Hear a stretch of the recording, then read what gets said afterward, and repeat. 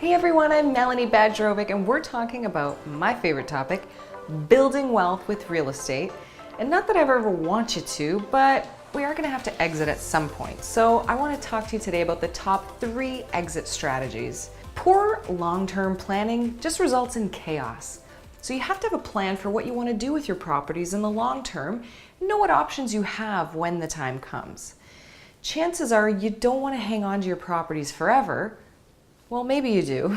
Most of what I teach is primarily focused on buying assets that will build your wealth and, if you so choose, take you into retirement, hopefully at an early age.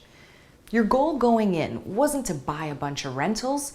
You got into real estate for the benefits that those rentals can provide, namely financial freedom, wealth, and security for you and your family. As a result, sometimes you'll need to get rid of properties to trade up to a larger deal or trade down to fewer properties and cash in to use the money for another venture or for giving yourself a cushion for whatever you might want to do with that money.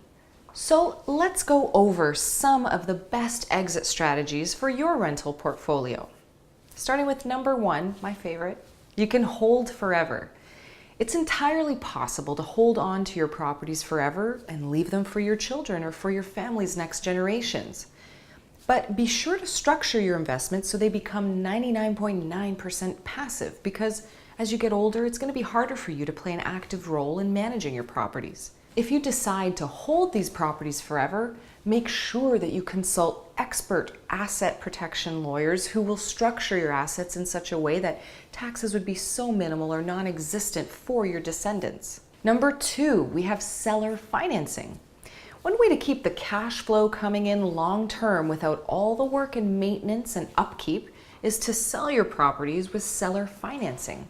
Once you've paid your property off and have no more loan outstanding, you can also do it with a smaller amount outstanding still, but you can easily transition to the role of the bank and sell your property using seller financing.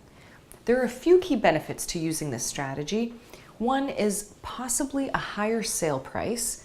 You could get a higher sale price because the buyer's more concerned about the terms in this scenario. Secondly, it would lower your tax bill.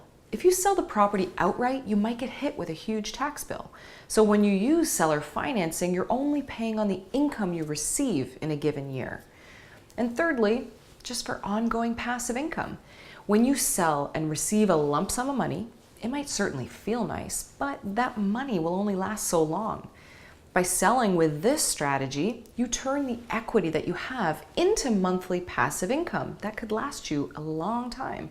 Plus, you're going to receive a down payment as well. Just make sure to speak with a lawyer when you're drafting up this agreement. And also remember, the person you're selling to matters a lot, so make sure to screen them carefully and require a sizable down payment. Number 3, you could cash in all your chips to exit with a particular property by selling it outright. You can use that money now for a variety of things if you don't want to buy more properties with it.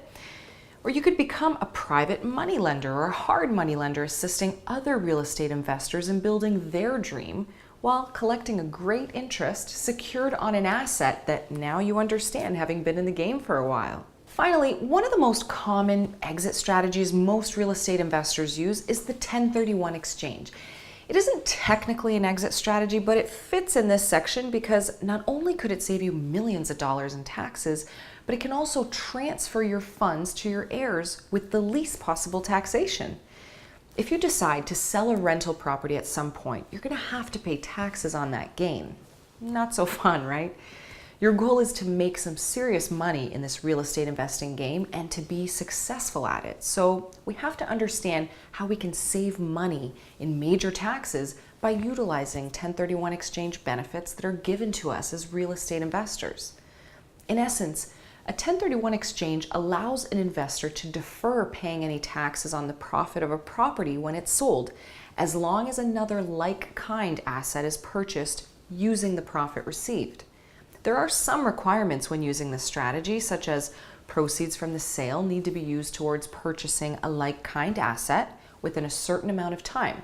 It's usually 180 days, but please look into your local area, what the particular laws are regarding that strategy there. It is critical that you have a quality real estate specific tax accountant on your team. For instance, if you buy a property and did a few or no renovations, if you held it for a short period of time, less than 2 years, and sell it into the market at a higher price, the IRS might deem those profits as business or personal income rather than as a capital gain. Suddenly your tax bill skyrockets and your profits disappear. Make sure to get professional tax planning advice. Meet regularly with your expert team and be proactive. Look for all the tax advantage ways in which to operate. It's much easier to make the adjustments up front rather than after a transaction takes place. You know, it's tough to undo a business transaction that impacts your tax bill. So please make sure that tax planning is a part of your investment business. We're not working this hard to leave any money on the table.